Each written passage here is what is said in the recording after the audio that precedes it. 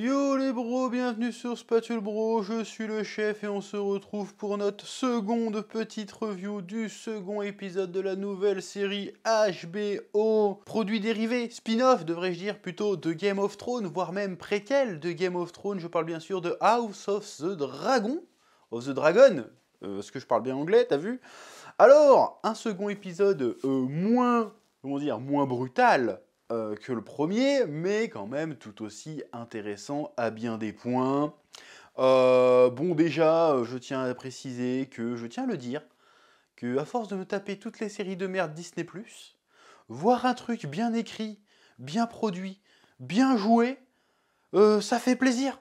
Ça fait du bien, ça fait du bien. Bon après, je me suis maté des vraies séries aussi, hein. J'ai regardé Peaky Blinders et Better Call Saul, j'ai pas fait de review, mais ça fait quand même du bien de se payer une série un peu pop culture, un peu geek, de qualité.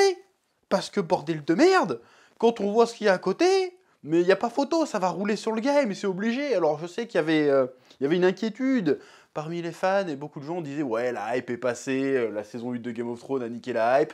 Force est de constater que le pilote, le premier épisode de House of the Dragon a battu des records d'audience sur la plateforme HBO Max. Et partout dans le monde, ça a pété des records. Donc la hype n'est pas morte en fait. Tout ce qu'il nous faut, c'est juste des séries de qualité, des épisodes de qualité, et la flamme se rallume tout seul. Et ça fait plaisir. Alors moi, je vais être content. Je vais avoir mon truc à regarder tous les lundis matins. Ouais, je regarde le lundi matin parce que ça sort sur OCS à 3h du matin. Mais moi, à 3h du matin, je dors, frérot. Donc je regarde le matin, et puis après, je fais ma revue dans la foulée. Voilà, c'est tout. Oui. Tu vois ce que je veux dire? Je veux dire, c'est débile. Calmos, les amis. Ah, j'aime bien ça. Ça, c'est bon. C'est la manière la plus stylée de voler. C'est pas la Superman, mec, les bras devant, on s'en bat les couilles de ça. Tu fais oh. Et en fait, il est éclaté comme film.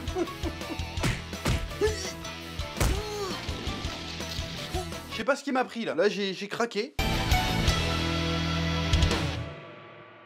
Bon, et sinon, je précise un petit peu mon approche dans la review, parce qu'il y a des gens qui connaissent pas forcément la chaîne et qui vont retomber sur cette review et qui vont pas trop comprendre. Ils vont dire c'est quoi ce connard qui fait que parler tout seul devant sa caméra pendant 10 minutes, voire 20 minutes des fois.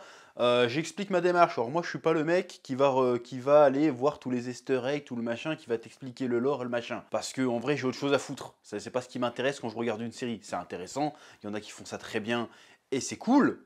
Mais moi je regarde, je suis client, mais moi j'aime pas faire ça. Moi ce que j'aime bien c'est regarder un truc, donner mes impressions et essayer d'analyser un peu la structure du truc. Qu'est-ce que ça raconte, comment ça le raconte, comment vont évoluer les personnages, ce genre de choses. C'est un peu de la branlette, mais entre temps je vais te balancer des punchlines, on va bien rigoler.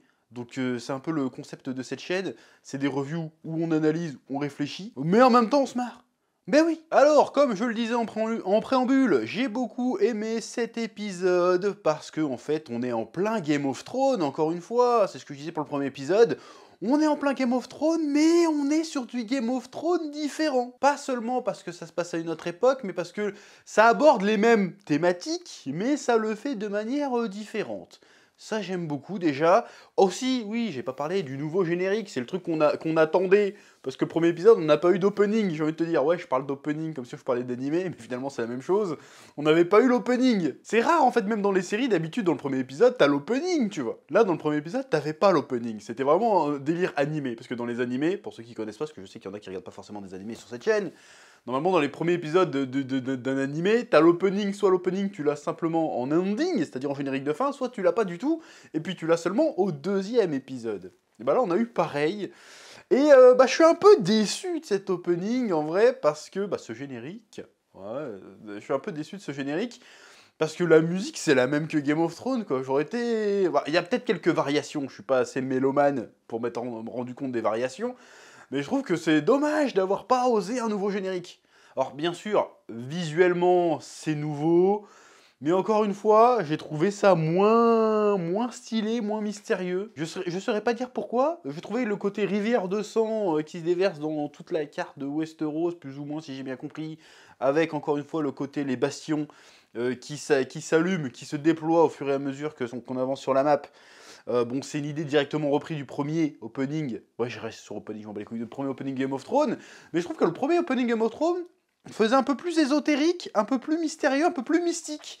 Là, ça fait vraiment genre... je trouve ça fait... Je sais pas pourquoi je pense à ça, mais il y a un délire off of card en mode, vas-y, là, c'est la politique, assassinat de couloir et tout, le mystique est un petit peu vraiment mis au second plan. Mais en même temps, c'est logique, parce qu'en fait, on est dans une époque où les dragons, c'est lambda, entre guillemets. Alors que dans la série Game of Thrones de base, on n'a pas vu de dragon depuis Mathusalem, on n'a pas vu de magie ou de trucs bizarres depuis bien longtemps. Donc il y a ce côté ésotérique, en mode vas-y, on prie les dieux, on a des arbres en forme de tête, et on a des marcheurs blancs, des machins a priori qui existent quelque part au-delà du mur, tout ça. D'ailleurs, ce côté enfin, cet aspect de la mythologie Game of Thrones n'a pas encore été exploité dans cette série, mais je ne doute pas que ça va arriver à un moment ou un autre.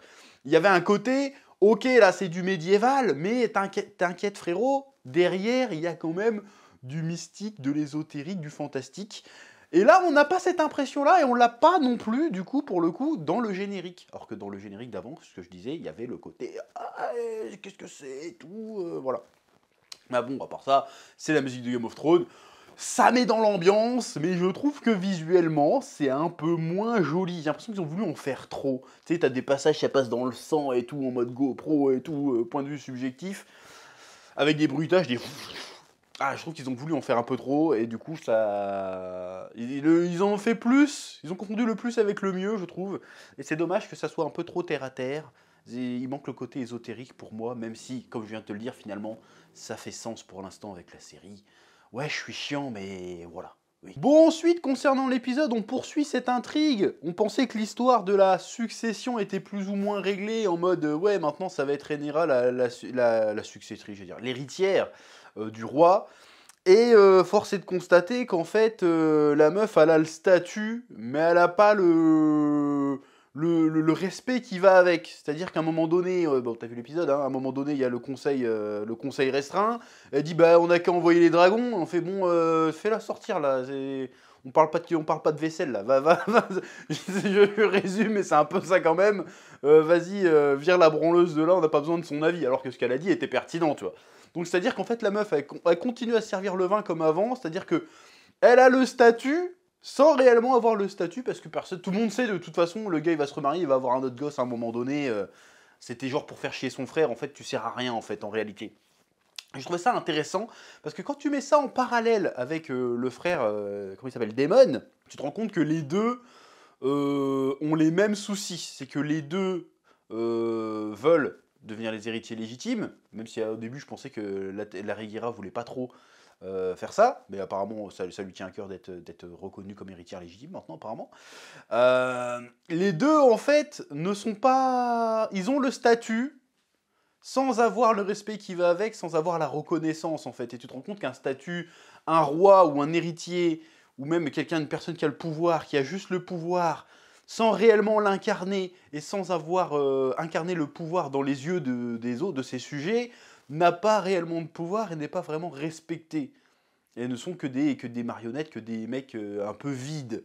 Ce qui est un petit peu le roi, d'ailleurs, à quelques égards. Et c'est pour ça que l'opposition est intéressante entre les deux personnages, que les deux, en fait, veulent la même chose. Alors, ils l'obtiennent pas de la même manière, plus ou moins, mais en gros, c'est celui qui attirera l'attention le plus et gagnera le plus ses lettres de noblesse aux yeux des seigneurs de Westeros et du peuple. Donc ça, je trouve ça intéressant. Même un plan que je trouve intéressant quand il l'envoie, il lui dit « Vas-y, casse-toi d'ici, va plutôt choisir le nouveau chef de la garde. » Il y a un plan que j'ai trouvé intéressant, c'est quand elle est sur un petit marchepied, parce que la meuf est toute petite, je sais même pas que c'est possible d'être aussi petit en vrai. La meuf est toute petite, elle est sur un marchepied, et en fait, le marchepied chancelle. À chaque fois qu'elle essaye, au moment où elle doute, où elle sait pas trop quoi faire, j'ai bien aimé cette mise en scène où tu vois le truc qui chancelle. Genre, attention, t'es sur une position, t'essayes d'incarner ta position, mais non seulement ta position est fragile, mais derrière, il faut l'assumer. J'ai bien aimé ce délire-là. Et juste après, quand elle se stabilise, elle fait genre, bon, on va prendre celui-là, parce que moi, il faut un mec qui sache vraiment se battre, pas juste un mec qui met des armures et qui fait le guignol en tournoi. Il faut un gars qui est vraiment décagné des mecs pour de vrai, tu vois. Donc on va prendre le jeune, qui, comme par hasard, est un ultra BG. À un moment donné, il va avoir copulation entre les deux, très certainement, parce que tu mets pas un giga BG comme ça, gratos. Il a un peu le style un peu... Bon, il fait un peu dornien, mais en même temps, il a un peu le style Jon Snow, tu vois, un petit peu. Donc à un moment donné, il va y avoir copulation. On est dans Game of Thrones. D'ailleurs, dans cet épisode, il n'y a pas eu de scène de fesses. J'ai dit, tiens, il manque quelque chose. Mais ça va arriver, ça va arriver. Et quelque part, heureusement qu'il n'y a pas eu de scène de fesses dans cet épisode. Parce qu'il y a des trucs. J'ai envie de dire, balance ton Targaryen. Qu'est-ce que c'est que cette histoire? Mais encore une fois, je parle bien sûr de l'histoire qui va se remarier avec la fille de Velaryon. J'allais dire Valérion, mais Valérion, c'est dans autre chose. Velaryon, du coup, et de sa cousine au roi qui était censée hériter du trône à sa place, mais qui a été, parce que c'est une femme, on a dit vas-y, casse-toi en fait. Donc il dit ouais, il est temps de réaffirmer votre position, il s'est passé 6 mois, votre frère il fait n'importe quoi, il y a le roi des crabes ou je sais pas quoi qui fout la merde, le royaume n'est pas respecté, si vous épousez notre fille, vous unissez les deux maisons valériennes restantes, comme ça vous faites un héritier de pur sang valérien et tout comme ça, vous réaffirmez votre puissance aux yeux du royaume et même des royaumes extérieurs. Et tu dis ouais bah pourquoi pas, et en fait tu vois que la gamine elle a 12 ans quoi. Mais enfin, elle a 12 ans, mais elle en fait 8, hein, en vrai. Et il est obligé de faire un rencard avec elle et tout. Et tu dis, waouh, c'est chaud quand même. Mais le pire, c'est que ces trucs-là, certainement, ça existe encore aujourd'hui dans certaines parties du monde, et que ça a existé de fou. Et quand il parle à la petite fille, elle lui fait un discours, oui, on aura plein d'enfants, machin, c'est ton père qui a dit de dire ça, elle fait oui. Et ta mère, t'a dit quoi? Bah, elle a dit que je pourrais pas coucher avec vous avant mes 14 ans. Et là, tu ressens un malaise. Mais le gars, il ressent un malaise aussi. Il fait genre, mais non, mais sérieux, je vais pas... je vais pas copuler avec une gamine, non mais on est où là, tu vois? Donc tout le long de l'épisode, tu dis, bon, est-ce que le gars, il va faire son devoir? Parce qu'en vrai, c'est pas, il dit pas, il est pas content, super, elle a 12 ans, chair fraîche, il est pas comme ça, toi, il fait, non, c'est chaud, elle est jeune quand même. Et à chaque fois que quelqu'un lui en parle, il fait, mais elle a 12 ans, frère. Il fait, ouais, c'est chaud, mais en même temps, t'as pas le choix, parce qu'il n'y a pas meilleure candidate, tu vois. Donc ça montre un peu que tout le monde n'était pas non plus des enculés, c'est juste que le gars il fait bon c'est le devoir, ok, la position politique, mais bon quand même frérot, elle a 12 ans quand même, tu vois, c'est chaud, tu vois. Bref, donc j'ai trouvé ça super intéressant de montrer cet aspect-là un peu dur quand même, parce que c'est dur, la pauvre gamine, même pas, elle a 12 ans et demi à peine, et déjà il l'envoie dans le plumard d'un mec pour asseoir les positions et tout, c'est vraiment terrible en vrai, c'est triste de ouf. Et bon évidemment à la fin de l'épisode, on le voyait venir le plot twist. On l'a vu venir, le plot twist. Le plot twist de non, finalement, je vais plutôt me marier avec la fille de la main, là, parce que déjà, elle est un peu plus vieille, pour le coup, et en plus, je m'entends bien avec elle, donc vas-y, j'ai plutôt épousé celle-là. Bon, ça assoit ma position de rien du tout, mais de toute façon, je suis le roi, je t'emmerde, je fais ce que je veux, je vais pas me marier avec une gamine de 12 ans, c'est bon. Donc, je vais prendre celle-là, et là, c'est la réaction de Rhaenyra que j'ai pas trop compris, pour le coup. Parce qu'elle fait genre, oh, tu m'as trahi, sale pute. Alors que oui, pour le coup, elle a un peu trahi, même si elle a rien choisi. Même si je pense qu'elle aurait pu dire non, mais apparemment elle a pas l'air d'avoir dit non. Ou elle a l'air. En fait, la scène est bizarre, parce qu'on ne sait pas si elle l'apprend là, qu'elle va se marier avec le roi, ou si elle a été au courant en amont. Parce qu'on ne sait toujours pas ce qui s'est passé, s'il s'est passé réellement quelque chose entre le roi et elle, en fait. On sait qu'ils s'entendent bien, qu'ils sont a priori amis. On ne sait pas trop si elle est force parce que son père lui a dit, ou si elle a vraiment de l'affection et de l'empathie pour le roi. Ça, c'est un peu ambigu, parce qu'on sait on voit qu'elle se charcute les ongles. J'ai oublié le nom de la meuf, je suis désolé. La rouquine, là. Tu vois qu'elle se charcute encore les ongles, tu vois qu'elle est stressée, qu'elle n'est pas spécialement heureuse, mais on ne sait pas si avec le roi elle s'entend réellement bien ou si elle force encore. On ne sait pas si elle est vraiment sincère. En tout cas, ce qui est sûr, c'est qu'elle est un peu déchirée entre le fait de fréquenter le roi en cachette et de, en même temps, essayer de rester un soutien pour son amie Rhaenyra. Mais il y a la trahison, genre vas-y, je fais la gueule, tu vas épouser ma meilleure amie, et ma meilleure amie elle va se marier avec toi alors qu'elle sait très bien que moi je voulais devenir l'héritière, donc en fait elle va me faire un enfant dans le dos, c'est le cas de le dire pour le coup. Du coup c'est chaud. Donc j'ai bien aimé, même si ce retournement de situation, on l'a vu venir 14 fois, et puis ça aurait été dur de faire tenir une série en faisant croire que le gentil se marie avec une gamine de 12 ans. Toi.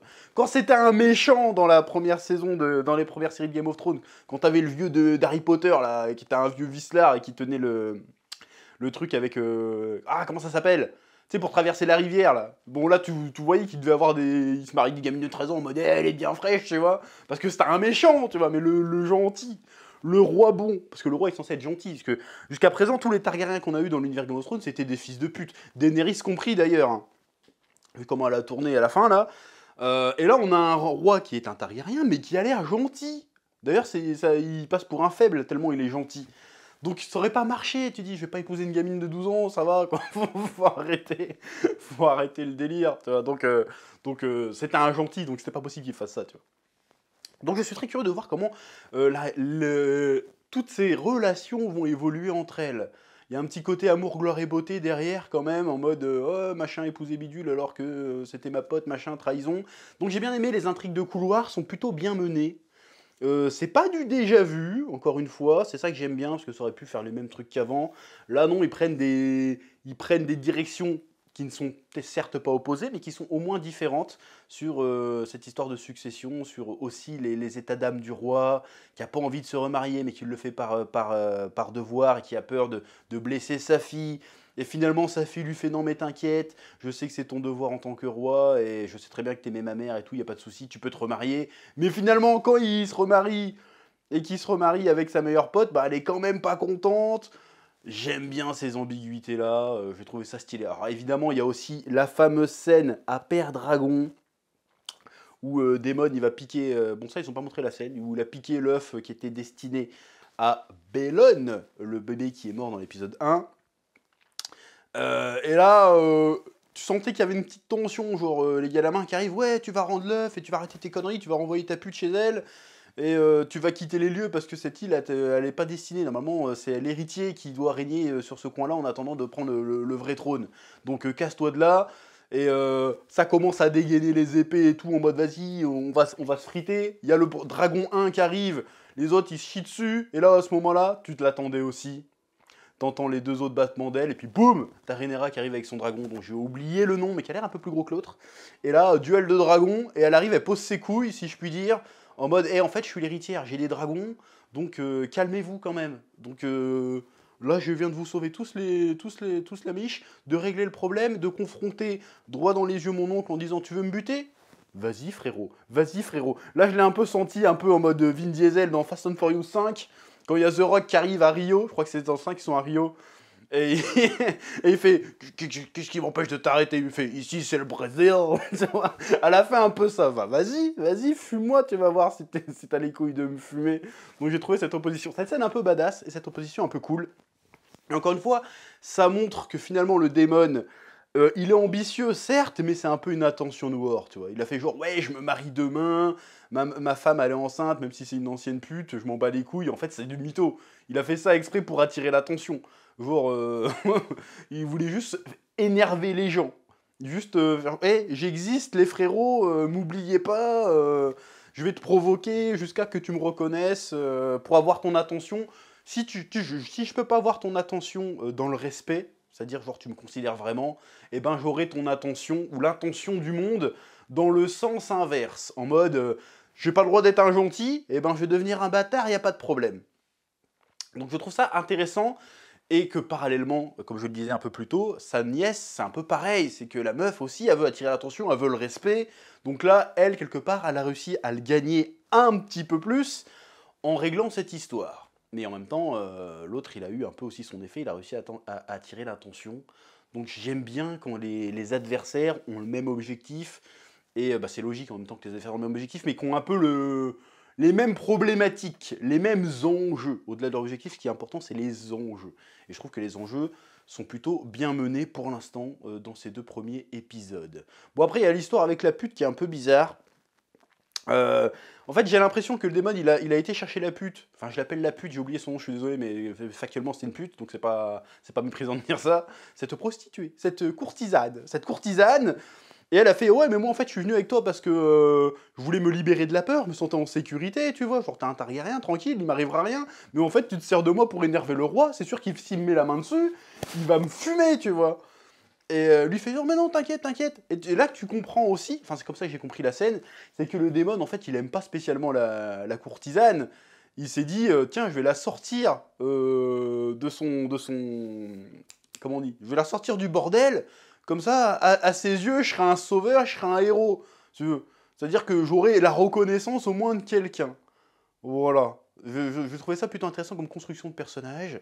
J'aime bien l'ambiguïté, c'est-à-dire le personnage est déter, mais en même temps est un grand fragile, un mec pas spécialement très sûr de lui, qui est un peu un gamin et puis qui cherche à attirer l'attention. Et sa nièce est un peu pareil, bon pas dans le même extrême évidemment, c'est un peu pareil mais dans le cheminement inverse je trouve. Donc c'est cool. Très bon épisode, j'aime beaucoup. La trahison finale avec Velaryon, j'ai envie de dire Valérion, mais Valérion je crois que c'est dans Star Wars. Je crois, si je dis pas de conneries. C'est Velaryon qui, bon bah du coup, oh, tu as voulu me la mettre à l'envers, bah moi je vais te la mettre à l'envers, je vais aller voir ton frère et puis on va faire une alliance et ça va partir en couille. Et en fait, encore une fois, le gars, le roi est trop gentil et il va se faire fumer la gueule. Ça se voit, il a pas vu la première série Game of Thrones, le personnage, en fait. Il a pas vu, il a pas été attentif.